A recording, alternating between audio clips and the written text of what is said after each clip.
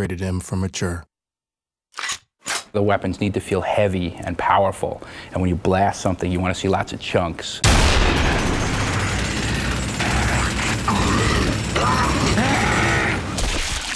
The way that the player interacts in Gears of War is by shooting the world. That's essentially his virtual hand. And what he does is he essentially reaches out and touches the environment. He's touching his enemies to eventually defeat them by unloading bullets into them. The gun is the only thing keeping you alive in the game, and so you're constantly sort of looking for the next good weapon, the next weapon you can find, the next piece of ammo, and it's sort of that search. Sort of you can do that bond of that this is what I need to survive. The weapons in Gears generally tend to shy away from some of the kind of laser beamy weapons you see in a lot of sci-fi environments. It was really more about something that looks like a gun, feels like a gun.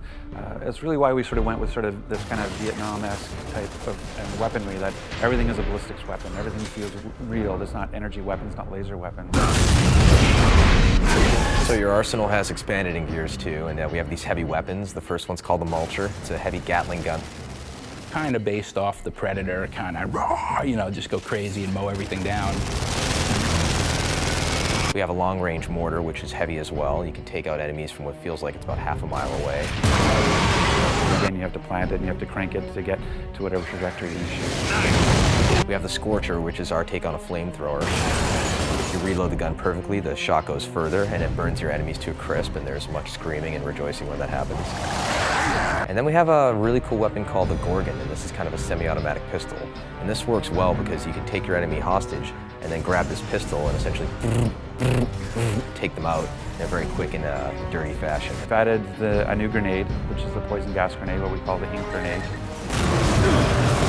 The poison grenade is this crazy little, I don't know, grub or something, and it's filled with this poison gas, and they have it in a little cage on the end of the chain, and they'll fling it out, and it'll hit the ground, explode, and it'll emit all this crazy ink or poison gas.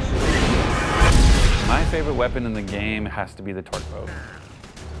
I just love the whole, the fact that it sticks and they have a moment of pause to know that they're about to die, and then they pop, I just love. And what's great in Gears 2 is we've actually added dialogue for that pause, that we actually have the event of, and something explosive is stuck into you, and you get, so people have that half second to go, uh-oh, and then blow up. In adding more into the Gears franchise, we wanted to basically continue the idea of the executions that were in the first one. When you play multiplayer of Gears, it's not just about playing it, it's also about watching it. If you die in Gears, you're forced to watch for a little while. That's a very powerful thing when you know other people are looking at you. And if you knock your enemy down, he's trying to crawl away, and you have an option to do all sorts of cool, nasty, hideous things to him, you're going to do it, and you're going to get a good reaction from the crowd. Yeah, I kind of like the beatdown, like when you turn the guy over and you can punch him out. I think that's really cool visually. And I love the sniper skull crush. You know, he just takes that sniper rifle, swings it over his head, and you can just flatten dudes, which is great. And I still like the curb stomp. I mean, but now we turn the guy over and you can crush his head from the front.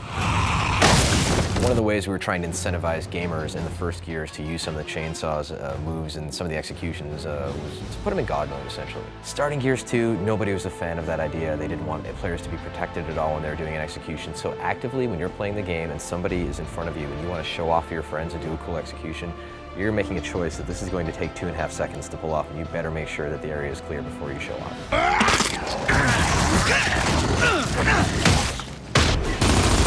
In Gears 1, when two players would come at each other with chainsaws, it was pretty much a random outcome as far as who would win. And in Gears 2, we actually wanted to make it A, very cinematic, and B, have an actual game mechanic that was implemented. The bottom line is when two characters in Gears engage in a chainsaw duel, it lasts basically 2 seconds tops. Sparks are flying, you know, they grunt, and then it's over. Or all we basically have time for is just a quick button mash. So let's see, how many times a person could hit B, and then whoever wins, wins. One word, blood. It's a bigger game. It's just bigger scope, larger creatures, more epic scale, etc. And we want to make sure that the player still feels like what he's doing in this universe matters. Nothing says I'm doing damage more than just seeing a blood effect come off of them. And so we've been doing that. Even our bigger creatures, we actually added gore skeletons so that when you can shoot them, you can actually have things fall off of them.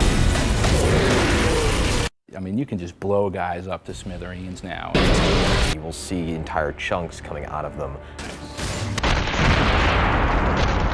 The pieces fall around and they're floppy and they're not, you know, they don't just sit there and hang out, right, and then fade away. They flop around and leave blood splats everywhere.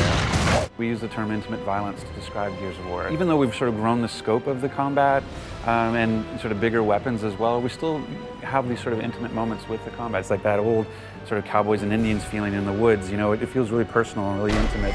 Running away won't help! I'll just shoot you in your asses!